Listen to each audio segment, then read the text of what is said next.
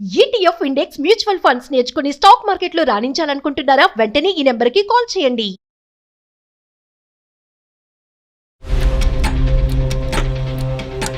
అది అసలు నాకేమీ చెప్పట్లేదు సార్. అదే ఏమైనా అడిగితే జాబ్ కూడా మానేసింది సార్.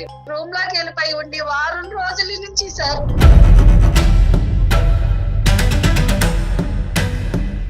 పెళ్లి విషయమే సార్, పెళ్లి ఒకటే సార్. మాకు చుట్టాలు పక్కాలు కూడా ఎవరు లేరు సార్. మాకు మంచి చెడు చెప్పే వాళ్ళు కూడా ఎవరు లేరు సార్.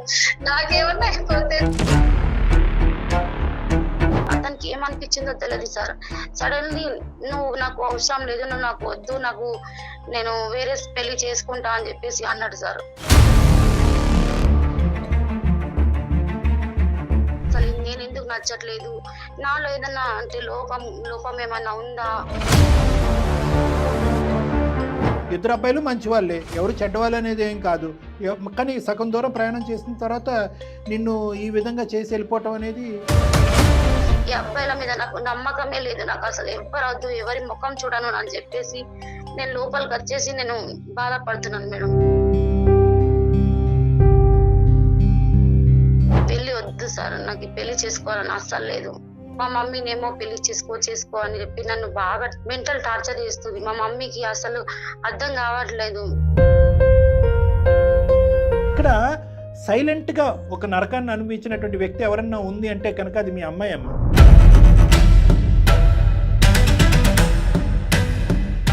ఆ అమ్మాయి ఇదివరకు జరిగినటువంటి తండ్రికి సంబంధించిన జ్ఞాపకాల్లో తేరుకోలేదు, ప్రేమించిన వాడు నట్టేట్టు ముంచినటువంటి జ్ఞాపకాల్లో తేరుకోలేదు. పిల్లలు కన్నా తర్వాత కానీ పిల్లలు కనక ముందు కానీ అర్ధాంతరంగా నన్ను వదిలేసిపోతే కనుక అప్పుడు ఒక డివోర్స్ ఇలాగ జీవితాంతం బ్రతికేదానికంటే ఇప్పుడే ఒంటరిగా బ్రతకడం బెటర్ కాదా డాక్టర్ గారని మీ అమ్మాయి ఒక ప్రశ్న అడుగుతుంది.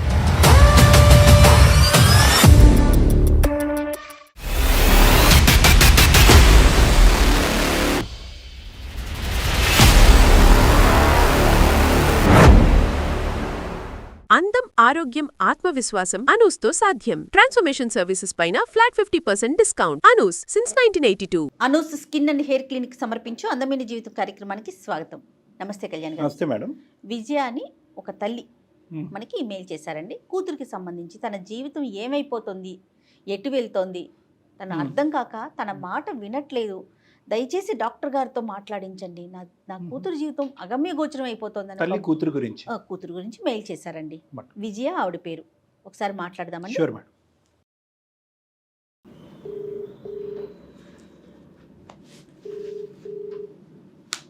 హలో, నమస్తే అండి, విజయ్ గారా మాట్లాడేది?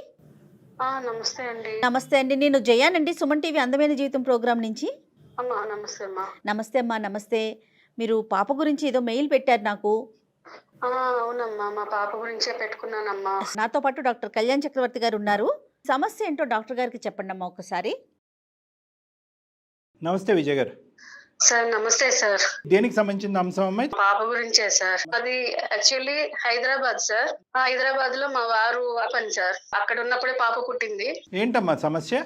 మా వారు ఆ బట్టల షాప్ లో బాగా డబ్బులు బిజినెస్ పరంగా తాగడం కానీ అవన్నీ చేసి చాలా నష్టం తీసుకొచ్చాడు సార్. అతనికి లేని అలవాటు లేదు సార్. అయ్యో.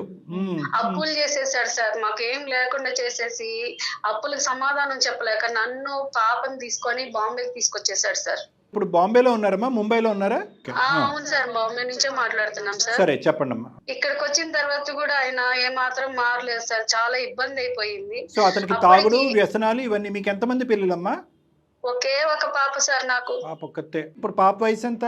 ఇప్పుడు 27 వస్తుంది సార్. ఓకే. ఇక్కడ కూడా ఆఖరికి నా పుస్తలు ఉంటే అది అమ్మేసేసి బిజినెస్ పెట్టిస్తే బట్టల పని. చాలా ఆయనకి లేని అలవాటు లేదు. ఎక్కడ కూడా అట్లానే చేశాడు సార్. పాప ఇంటర్ ఫస్ట్ ఇయర్ అప్పుడు ఆయన చనిపోయారు సార్.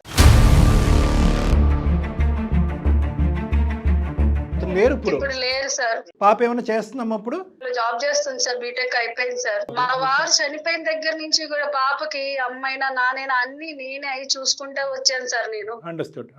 పాపకి ఏ మాత్రం కష్టం తెలియకుండా చూసుకుంటా వచ్చాను సార్. నేను ఇక పాపకి 27 వచ్చినాయని చెప్పేసి పెళ్లి చెయ్యాలని సంబంధాలు చూశాను సార్. అయితే ఒకరికొకరు ఇష్టపడ్డారు, ఒక నెల మాట్లాడుకున్నారు, బాగానే ఉన్నారు సార్. మరి ఏమైందో ఏమో అది క్యాన్సిల్ అయిపోయింది సార్. అది ఎందుకు క్యాన్సిల్ అయింది అంటున్నారు? వాళ్ళిద్దరి మధ్యన ఏం భేదాలు వచ్చినాయి తెలియదు సార్. బాగానే మాట్లాడుకుంటా ఉన్నారు సార్. కానీ ఆ పాప నాకేమి చెప్పదు సార్. ఏం జరిగిందని అడుగుతున్నా కూడా చెప్పట్లేదు సార్. ఇక రెండో సంబంధం కూడా చూశాను సార్ నేను. అది కూడా అట్లాగే సార్. కొద్ది రోజులు బాగానే మాట్లాడుకుంటానే ఉన్నారు, బాగానే చేస్తున్నారు. ఇంకా నాకు ఏ సంబంధాలు చూడదు, నాకు పెళ్లి వద్దు అని చెప్పి నాతో బాగా వాదనలు పెట్టుకుంది సార్. అసలు పెళ్ళే వద్దు అంటుంది సార్. ఆ అమ్మాయికి ఏం చేతబడి చేశారో, ఎవరేం చేశారో తెలియదు సార్. అవతల వాళ్ళు ఏమంటున్నారండి? ఇప్పుడు పెళ్లి సంబంధం అబ్బాయి వాళ్ళు ఉంటారు కదా, వారితో ఏమన్నా మాట్లాడారా? వాళ్ళు ఏమంటారు? మీ అమ్మాయి బిహేవియర్ మాకు నచ్చలేదు అట్లా అంతా మాట్లాడుతున్నారండి వాళ్ళు. మా బాబు ఏం సమాధానం చెప్పట్లేదు. నాకు పెళ్లి సంబంధాలు చూడదు, నీ పెళ్లి చేసుకోను, నాకు ఇష్టం లేదు, ఇదే చెప్తుందండి. ఉన్నది ఒకగానొక బిడ్డ సార్. ఆ పిల్ల జీవితం ఏమైపోయిందని బాధపడుతున్నాను సార్. నాకు ఆరోగ్యం కూడా బాగోట్లేదండి. ఒక సంబంధం కుదిరినా ఒక సంబంధం కుదరపోయినా పాపకు నచ్చినా నచ్చకపోయినా అన్ని మన మంచికేనమ్మా. ఇలాంటివి ఆ అమ్మాయికి ఏదో ఒక కారణం వల్ల నచ్చినటువంటి సంబంధాన్ని మీరు బలవంతంగా లేదమ్మా అని మభ్యపెట్టో బతిమాలో పెళ్లి చేశారనుకోండి, రేపొద్దున అందులో ఒక 60-70 సంవత్సరాల పాటు ఆ వైవాహిక జీవితంలో అమ్మాయి కంటిన్యూ అవ్వాలి. మానసికంగా అమ్మాయి ఎలా ఉందనేది మీరు చూడాలి కదా. నేను అనేది ఏంటంటే ఈ పెళ్ళి అనేటటువంటి అంశం కాకుండా మిగతా అన్ని అంశాల్లో అన్ని ఇష్యూస్లో మీ అమ్మాయి పర్ఫెక్టేనమ్మా? చదువు కానీ ఉద్యోగం కానీ? పర్ఫెక్ట్ గానే ఉంది సార్. అది అసలు నాకు ఏమీ చెప్పట్లేదు సార్. జాబ్ కూడా మానేసింది సార్. రూమ్ లోకి వెళ్ళిపోయి ఉండి వారం రోజుల నుంచి సార్. ఫ్రెండ్స్ గానీ ఎవరైనా ఉన్నారమ్మా?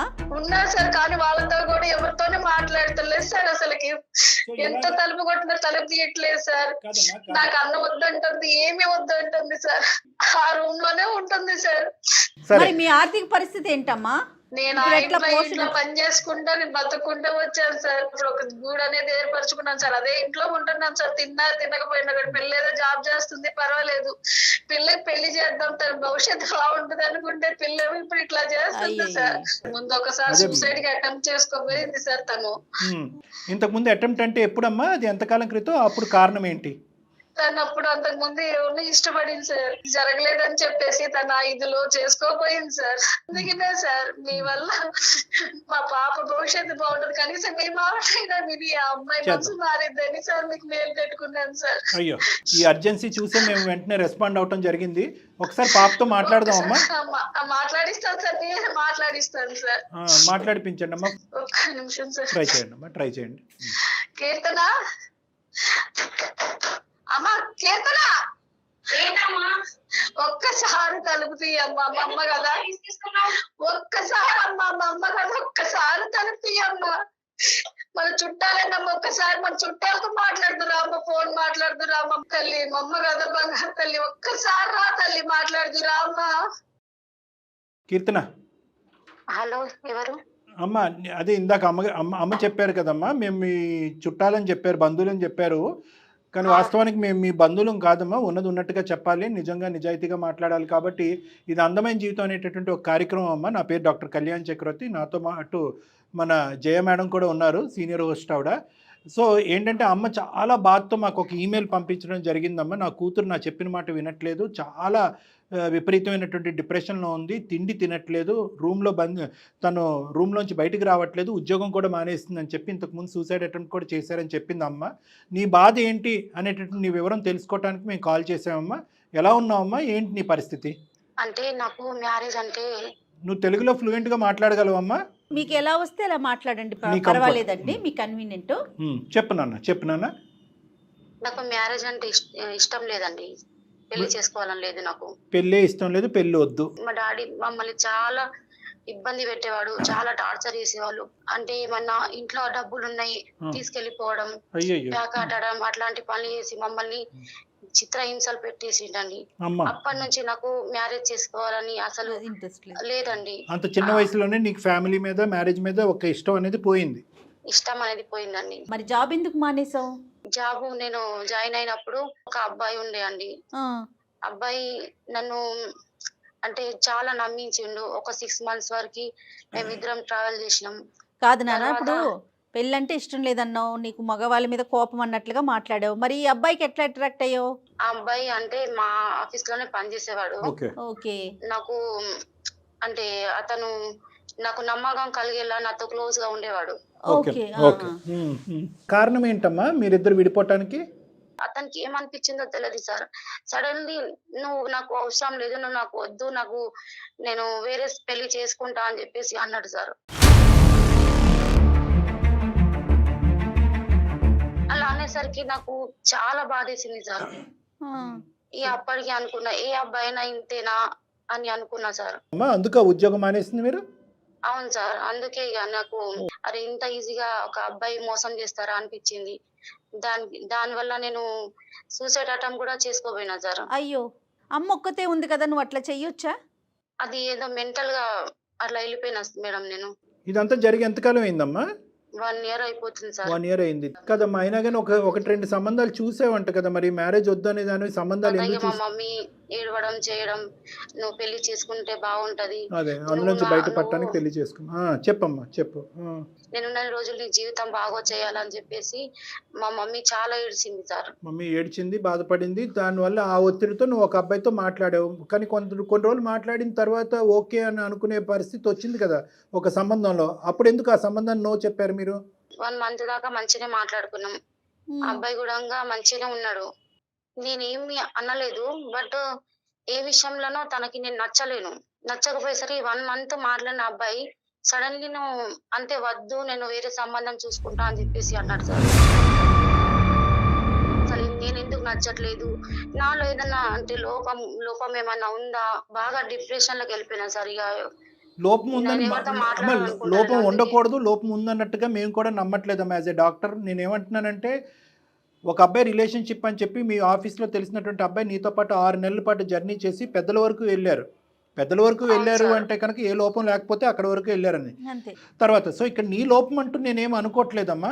మరి ఇంకా పైపెచ్చి ఏం జరిగి ఉండొచ్చు అనేది ఒక ఆలోచన. 2 అబ్బాయిలు మంచి వాళ్ళే, ఎవరు చెడ్డవాళ్ళు అనేది ఏం కాదు. కానీ సగం దూరం ప్రయాణం చేసిన తర్వాత నిన్ను ఈ విధంగా చేసి వెళ్ళిపోవటం అనేది ప్లస్ గతం కూడా ఎవరికి తెలియదని చెప్తుంది. వేరే సంబంధం కూడా చూసింది సార్. ఎంగేజ్మెంట్ అయిన తర్వాత ఒక 10 days అట్లా అబ్బాయి మాట్లాడిన తర్వాత నేను చెప్పాను, ఇట్లా ఫస్ట్ అబ్బాయి ఇట్లా మోసం చేసిరు, సెకండ్ అబ్బాయి కూడా ఇట్లా వదిలేసిరు, మీరు మాత్రం ఎట్లా చేయరు కదా అని చెప్పేసి నేను చెప్పాను. ఎందుకంటే నేను ఇప్పటికే చాలా బాధపడుతున్నాను అని చెప్పేసి చెప్పాను. తను కూడా వద్దని వెళ్ళిపోయాను. ఎలా అంటే నేను చాలా బాధపడ్డా మేడం, చాలా బాధపడ్డాను. పెళ్లి వద్దు ఏమొద్దు, పెళ్లికి ముందే ఇట్లా వదిలేస్తున్నారు, పెళ్లి అయిన తర్వాత ఇంకెలా ఉంటదో. ఎందుకంటే నేను మా మమ్మీకి జరిగింది చూశాను కదా సార్. అందుకే అప్పటి నుంచి నాకు బాగా ఇట్లా అంటే డిప్రెషన్ లోకి వెళ్ళిపోయినాయి. ఈ పెళ్లి వద్దు, ఈ అబ్బాయిల మీద నాకు నమ్మకమే లేదు, నాకు అసలు ఎవ్వరు వద్దు, ఎవరి ముఖం చూడను అని చెప్పేసి నేను లోపలికి వచ్చేసి నేను బాధపడుతున్నాను మేడం. పెళ్లి వద్దు సార్, నాకు పెళ్లి చేసుకోవాలని అస్సలు లేదు. మా మమ్మీనేమో పెళ్లి చేసుకో అని చెప్పి నన్ను బాగా మెంటల్ టార్చర్ చేస్తుంది. మా మమ్మీకి అసలు అర్థం కావట్లేదు. నాకు బాధగానే ఉందమ్మా. అంటే ఏంటంటే పెళ్లి అనేటటువంటి టాపిక్తో ఉద్యోగం పోయింది, నువ్వు మానసికంగా ఏంటంటే కంప్లీట్గా ఒక డిప్రెషన్లోకి వెళ్ళిపోయి, ఒక రూమ్లోకి వెళ్ళిపోయి, ఇప్పటి వరకు లేనటువంటి తల్లి కూతుర్ల మధ్యన ఉండే భేదాభిప్రాయాలు అన్నీ, అమ్మకు నువ్వు, నీకు అమ్మ. అంటే ఒక పెళ్లి గురించి నిజంగా ఈ విధంగా ముందుకెళ్ళాలా అనేది నాకు అర్థం కావట్లేదు నిజంగానే. అంటే అమ్మ ఒకటి కొన్ని సంఘటనల నిమిత్తం పెళ్ళి అనేటటువంటిది ఇది కాదు. ఇంకొక 2 అబ్బాయిలు ఒక 2 సంబంధాలు వచ్చి ఆ 2 సంబంధాలతో నువ్వు మాట్లాడి వాళ్ళు అకారణంగా దూరం అయిపోయినా కూడా పెళ్ళి అనేటటువంటి బంధం వద్దు, పెళ్లి చేసుకుంటే కనుక మగవాళ్ళందరూ ఇలాగే ఉంటారు, అర్ధాంతరంగా జీవితంలో మధ్యలో నట్టేటు ముంచేసి వెళ్ళిపోతారు, మా నాన్నలాగే ప్రవర్తిస్తారు, మా నాన్నలాగే అలవాట్లు ఉంటాయి అనే కాన్సెప్ట్ అనేటటువంటిది నీకున్న చిన్న ప్రపంచంలో చాలా పెద్ద కాన్సెప్ట్ అమ్మ. నువ్వు అంత దూరం ఆలోచించవలసినటువంటి అవసరం లేదు. కానీ ఇక్కడున్న పరిస్థితుల్లో వాస్తవానికి నీకంటే నేను అమ్మకి కౌన్సిలింగ్ ఇవ్వాలి అని అనుకుంటున్నాను. మమ్మీకి నీ మనసులో ఏ బాధ ఉందనేది అమ్మకు అర్థమయ్యేటటువంటి విధంగా అమ్మకి చెప్పాలి. ఎందుకంటే అమ్మ ఒక్కటే నాన్న యొక్క బాధను అనుభవించలేదు, నువ్వు కూడా అనుభవించావు. దానివల్ల నీకు మ్యారేజ్ మీద ఎటువంటి ఒక దురాభిప్రాయం మేడం, ఒక దురాభిప్రాయం పడింది. మగవాళ్ళ మీద ఎటువంటి దురాభిప్రాయం పడింది. అక్కడ నాన్నని చూసావు, ఇక్కడ 3 మగాళ్ళని చూసావు.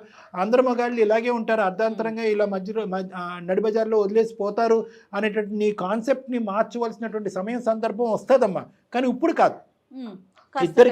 ఇద్దరికి కూడా కౌన్సిలింగ్ కావాలి. కానీ ఫస్ట్ అమ్మకు కొన్ని నేను వివరాలు చెప్పాలి అనుకుంటున్నాను. అమ్మ పక్కనుంటే ఒకసారి ఫోన్ ఇయ్యమ్మా. అమ్మ పాపను కూడా పక్కన పెట్టుకోండి అమ్మా, ఇద్దరు వినండి నా మాట, నేను చెప్పేది ఒక్కసారి.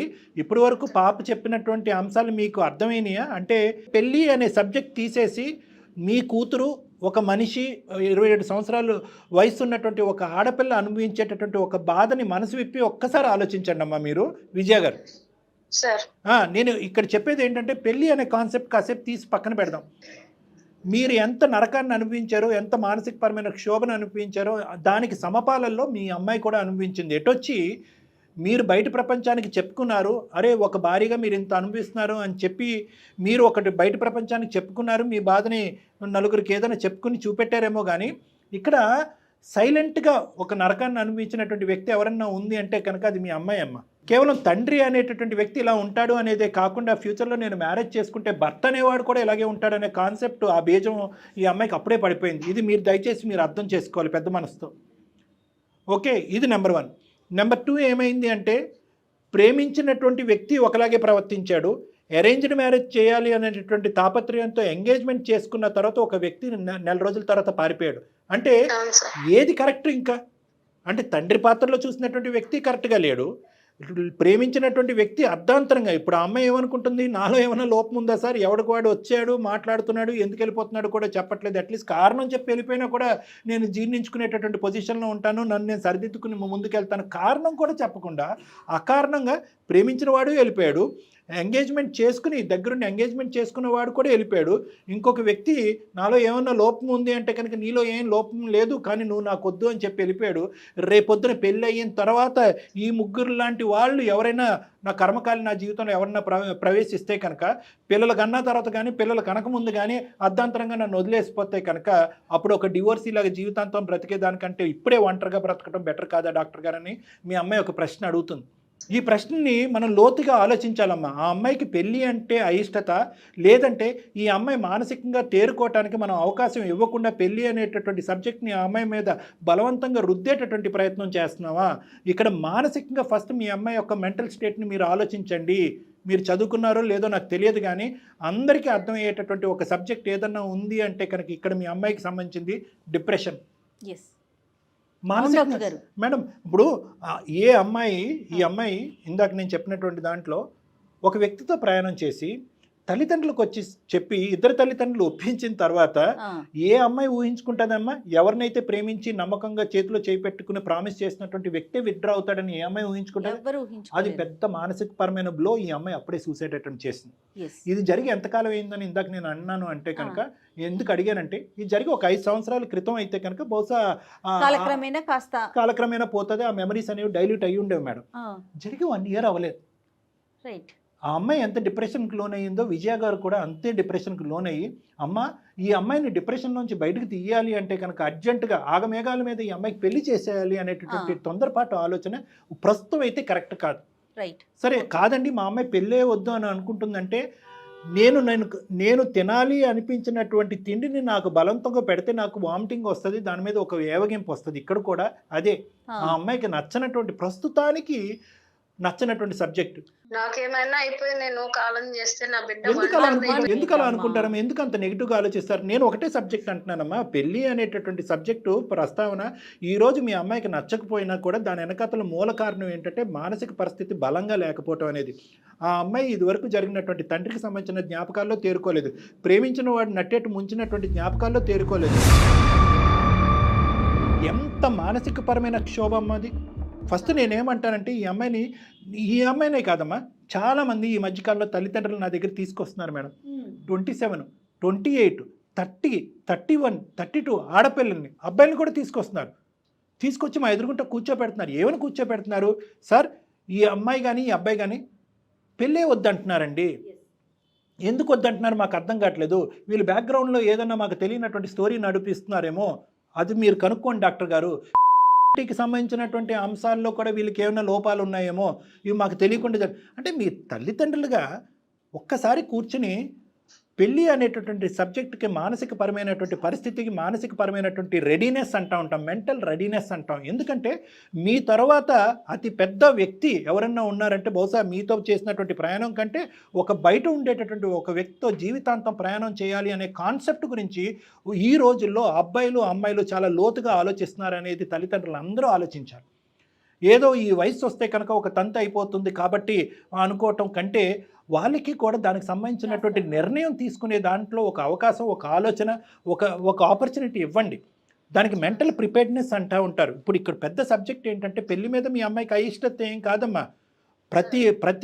ప్రతి టర్నింగ్లోని ఆ అమ్మాయికి ఒక నెగిటివిటీ వచ్చింది కాబట్టి దానికి ఒక ఏవగింపు వచ్చేసింది. 2 సబ్జెక్టుల మీద ఏవగింపు వచ్చింది. ఒకటి పెళ్ళి, రెండోది మగవాళ్ళ మీద. ఇప్పుడు మీరు బలవంతంగా ఇదే పీరియడ్లో ఇంకోటి తీసుకొచ్చేసి ఒక్కొక్క దాని మీద ఒక ఫెయిలియర్ మీద ఒక ఫెయిలియర్ ఇలా రిపీటెడ్ చూశారనుకోండి, అదిగోండి 3 కాదు 5 కాదు 10 మంది అబ్బాయిలు అందరూ ఇలాగే ప్రవర్తించారని చెప్పి ఇంకా ఏవగింపుకి వచ్చేసి ఇంకా అమ్మాయి దండం పెట్టేసి విత్డ్రా అయిపోతుంది. సో మీరు ఇక్కడ అర్థం చేసుకోవాల్సింది ఏంటంటే మీకు నేను ఇచ్చేటటువంటి కౌన్సిలింగ్ ఏంటంటే దయచేసి పాజ్ కాసేపు ఆగండి, ఆలోచించండి, తొందరపడద్దు, ఆదరపడద్దు, కంగారు పడద్దు. పెళ్ళి అనేటటువంటిది సబ్జెక్ట్ ఇమీడియట్గా నెక్స్ట్ 6 మంత్స్లో ఏదో తీసుకొచ్చి చేసేటువంటి కనుక అది పెళ్ళి ఒకటే కాదు, పెళ్ళితో పాటు ఒక కంటిన్యూడ్ రిలేషన్షిప్, ఒక జీవితాన్ని కూడా నిలబెట్టవలసిన బాధ్యత మీద ఉంటుంది.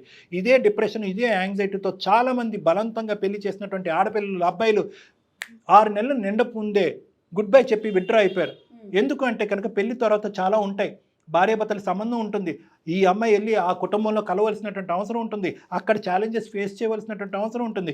ఇప్పుడున్నటువంటి మీ కీర్తన యొక్క మానసిక పరిస్థితిలో అస్సలు ఆ జర్నీ చేయగలదనే నమ్మకం నాకైతే లేదమ్మా, ప్రస్తుతానికైతే లేదు. ఫస్ట్ మీరేంటంటే ఆ అమ్మాయి మనసులో ఉన్న భావాన్ని పక్కన కూర్చొని అర్థం చేసుకోండి. మీరు ఉదయం లేచిన దగ్గర నుంచి సాయంత్రం వరకు పెళ్ళి సంబంధం, ఆ అమ్మాయి పరిస్థితి ఏంటి, ఆ అమ్మాయి ఏం చెప్పాలి అని అనుకుంటుంది, ఆ అమ్మాయి బాధ ఏంటి, ఒక తల్లిగా మీరు ఆ అమ్మాయి గోడు వినండి. ఆ అమ్మాయి బాధ ఏంటన్నది కడుపు విప్పి చెప్పేటటువంటి ఆ బాధను మీరు వినండి. తాత్కాలికంగా పెళ్ళి అనే సబ్జెక్ట్ తీసి పక్కన పెట్టేసేయండి. ఈరోజు మీరు పెళ్ళి అంటే అమ్మాయికి అది ఒక పెద్ద బూతులా అనిపిస్తుంది. కాబట్టి కొంతకాలం మీరు ఏం చేస్తారు అంటే ఒక తల్లి కూతురులాగా ఈ పెళ్ళి అనే ప్రస్తావన రాకముందు, ఆ తండ్రి చనిపోయిన తర్వాత మీరు ఎలా అయితే బలంగా ఒకరికొకరు తోడుగా ఉన్నారో ఫస్ట్ ఆ సబ్జెక్ట్ గురించి మాట్లాడుకోండి. ఒక తల్లి కూతుర్ల మధ్యన ఉండేటటువంటి సహసిద్ధమైనటువంటి డిస్కషన్స్, మీకు ఉండేటటువంటి సాధక బాధకాలు, మీకున్న ఆరోగ్య పరిస్థితులు, ఆ అమ్మాయికి ఉండే ఉద్యోగ అవకాశాలు, ఇలాంటి సబ్జెక్ట్ గురించి మాట్లాడుకోండి. ఆ అమ్మాయిని కాస్త మానసికంగా తేరుకునేటటువంటి అవకాశాన్ని ఇవ్వండి. ఆ అమ్మాయికి అర్జెంటుగా కౌన్సిలింగ్ కానీ ట్రీట్మెంట్ కానీ కావాలి. దానికి సంబంధించినటువంటి తోడ్పాటు నా దగ్గర తీసుకున్నా సరే అమ్మా, లేదు మీరు ముంబైలో ఉండాను అంటే కనుక అక్కడ నాకు కొన్ని కాంటాక్ట్స్ ఉన్నాయి, ఆ కాంటాక్ట్స్ అన్నా నేను మీకు పంపించడం జరుగుతుంది. ఆ అమ్మాయిని కౌన్సిలింగ్కి తీసుకెళ్ళండి, ఆ డిప్రెషన్ పరమైన కౌన్సిలింగ్ తీసుకెళ్ళండి ఇమీడియట్గా. ఎందుకంటే మళ్ళీ మనం అనుకోవటానికి లేదమ్మా, ఒక్కసారి సూసైడ్ అటెంప్ట్ చేసినటువంటి వాళ్ళు మనం ఎంత కౌన్సిలింగ్ చేసినా కూడా ఇంకొక తప్పుడు ఆలోచనతో మళ్ళీ ఆ డైరెక్షన్లో వెళ్ళటానికి చాలా అవకాశాలు ఉంటాయి. ఒక సూసైడ్ అటెంప్ట్కి, ఇది చాలా ప్రేక్షకులు అందరికీ చెప్తున్నాను, సూసైడ్ అటెంప్ట్కి ఏంటి సార్ పెద్ద రిస్క్ ఫ్యాక్టర్ అని చాలామంది అడుగుతూ ఉంటారు. ఏంటి సార్ ఏం చూస్తే కనుక ఒక వ్యక్తి సూసైడ్ చేసుకుంటారని మనం చెప్తే కనుక, ఒకటి సూసైడ్ చేసుకుంటాననే వార్నింగు, రెండోది ఇంతకుముందు సూసైడ్ అటెంప్ట్ చేసుకోవటం. ఈ రెండు చాలా పెద్ద రిస్క్ ఫ్యాక్టర్స్. మనం అనుకుంటాం ఒకసారి సూసైడ్ అటెంప్ట్ చేసుకున్నారు, వీళ్ళకి బుద్ధి వచ్చింది, మనం బాగా చెప్పాము, ఇది చేసాం, బాధపడ్డాం, అమ్మ నీ మీద ఒట్టు, నాన్న మీద ఒట్టు, నేను ఇంకెప్పుడు చేయను సూసైడ్ అటెంప్ట్ అని అనుకుంటాం. కానీ ఒక్కసారి వాళ్ళు ఆ బాధలో తేరుకోవటానికి అదొక మార్గంగా ఎంచుకున్నప్పుడు నెక్స్ట్ టైం మళ్ళీ ఆ బాధ వచ్చినప్పుడు అదే మార్గం ఆ సబ్కాన్షియస్ మైండ్ వాళ్ళకి గుర్తు చేస్తూ ఉంటుంది. ఇదిగో మళ్ళీ నీ రోడ్ ఎండ్ అయింది, అప్పుడు ఒకసారి ఎండ్ అయింది, నువ్వు ఆ నిర్ణయం తీసుకున్నావు, సక్సెస్ అవ్వలేదు, మళ్ళీ నీ రోడ్ ఎండ్ అయింది, ఈసారి కూడా ఇదే నిర్ణయం చేసుకో అని చెప్పి ఆ సబ్కాన్షియస్ మైండ్ చెప్తూ ఉంటుంది. కాబట్టి ఈ అమ్మాయి ఆల్రెడీ ఒక పెద్ద అటెంప్ట్ చేసింది కాబట్టి మళ్ళీ ఇంకొకటి అలాంటి అంశం పునరావృతం అవ్వకూడదంటే ఇమీడియట్గా psychological counselling, psychological treatment for depression is important. పెళ్ళి అనేటటువంటి సబ్జెక్ట్ ప్రైమరీ కాదు, అది నెక్స్ట్ ఇయర్ కానీ ఎప్పుడైనా మనం తర్వాత మాట్లాడదాం. ఆ అమ్మాయి ఖచ్చితంగా పెళ్ళికి ఒప్పుకుంటుంది, పెళ్ళి చేసుకుంటాను నిర్ణయించుకుంటుంది.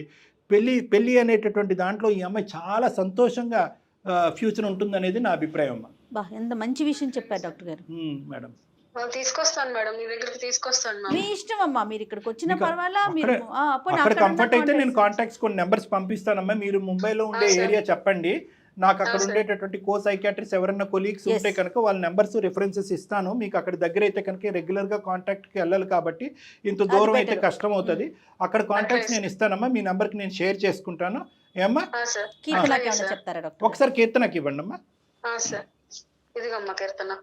ఈ అమ్మకి చెప్పిందంతా నువ్వు విన్నావని నేను అనుకుంటున్నాను.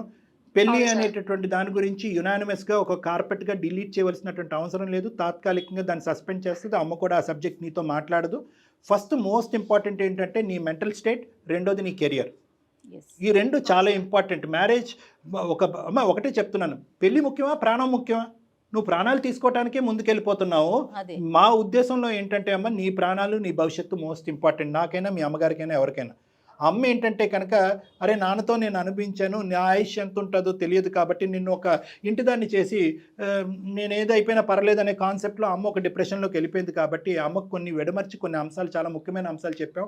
పెళ్ళి అనే సబ్జెక్ట్ గురించి అమ్మ మాట్లాడదు.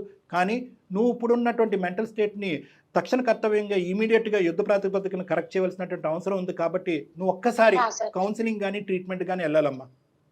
సరే సార్. ఓకే, నేనైనా రెడీయే, లేదంటే అక్కడ లోకల్గా ఉండే కొన్ని రెఫరెన్సెస్ ఇస్తాను మీకు. ఆల్మోస్ట్ అక్కడ ముంబైలో దగ్గర మీరు 15-17 సంవత్సరాలు బట్టి ఉన్నారు కాబట్టి మీకు ఆ నేటివ్ వాతావరణం కానీ ఆ లాంగ్వేజ్ అలవాటు అయి ఉంటుంది కాబట్టి అక్కడ లోకల్ రెఫరెన్సెస్ నేను ఇస్తాను. అక్కడికి వెళ్ళి కౌన్సిలింగ్ తీసుకుని ఇమీడియట్గా పోగొట్టుకున్నటువంటి ఉద్యోగం మళ్ళీ సంపాదించుకోవటం కానీ ఇంకో చోటకి వెళ్ళి ఈ విధంగా ప్రయత్నం చేయవలసిందిగా నా విజ్ఞప్తి అమ్మ.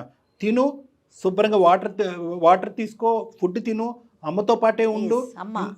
సూసైడ్ ఉంటుంది కదా ముందు ఆవిడకి సపోర్ట్ చేసుకో. మరి ఇద్దరు ఒకరికొకరు సపోర్ట్. సూసైడ్ అనేటటువంటి ఆలోచన నీ జీవిత కాలంలో ఎప్పుడూ రాకూడదమ్మా, please. That is my request. Okay తల్లి, సార్. Okay sir. రైట్ అమ్మా, థ్యాంక్ యూ సార్. రైట్ అమ్మా. All the అమ్మా, best. నమస్తే అమ్మా. చాలా థ్యాంక్ యూ. నమస్తే అమ్మా, నమస్తే. సార్ ఎంత చక్కని విషయం చెప్పారంటే డాక్టర్ గారు. ఎందుకంటే సూసైడ్ టెండెన్సీ వచ్చిన తర్వాత ఒకసారి అటెంప్ట్ చేయగానే సహజంగా అట్లాగే అనుకుంటామండి, అమ్మయ్య అయిపోయింది ఇంక వీళ్ళు మనం బయటకు మళ్ళీ తీసుకొచ్చేస్తామని, మళ్ళీ వెళ్తారనే థాట్ ఉండదు. అవును, అవును. బట్ మీరు మెడికల్ ఫీల్డ్ కాబట్టి చాలా క్లియర్గా చెప్పారండి. Correct madam. వీళ్ళకి మనం సరైన రిఫరెన్స్ విజయ్ అందించాలి. గారికి కూడా ఒక మెసేజ్ మేడం. నేను Right. చెప్పేది ఏంటంటే ఏదన్నా ఇదే కాదు, పెళ్ళే కాదు, ఆ. ఏదన్నా ఒక పర్టికులర్ ఏరియా, చదువు కానీ కెరియర్ కానీ ఇంటర్వ్యూస్ కానీ ఇంకోటి ఏదైనా సిచ్యువేషన్ ఉంటే కనుక పెద్దవాళ్ళు పిల్లలతో మాట్లాడేటప్పుడు, అంటే పెద్దవాళ్ళు అంటే ఒక వయసు వచ్చిన తర్వాత ఒక సబ్జెక్ట్ మీద క్లారిటీ రాకుండా ఉంటే కనుక, ఒక నెగోసియేషన్ జరగకుండా మీ మాట వాళ్ళు వినట్లేదు, వాళ్ళ మాట మీరు వినట్లేదు అనే పొజిషన్ ఉన్నప్పుడు దానికి ఏదో మంత్రం తంత్రం అక్కర్లేదండి. ఒక పాజ్ కావాలి.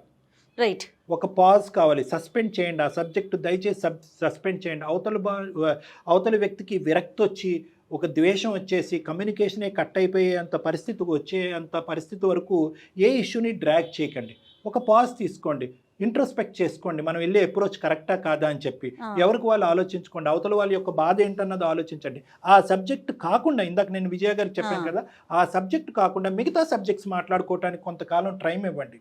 తర్వాత ఆటోమేటిక్గా ఒక ఆపర్చునిటీ వస్తుంది, కోపాలు భావోద్రేకాలు చల్లబడతాయి, ఆటోమేటిక్గా ఆ సబ్జెక్ట్ మళ్ళీ మాట్లాడుకోవడానికి ఒక అవకాశం ఉంటుంది. రైట్. మా మాటే నెగ్గాలనే పంతం ఉండకూడదు. వర్కౌట్ అవుతుంది. రైట్ అండి. నమస్తే డాక్టర్. నా సుజయ్.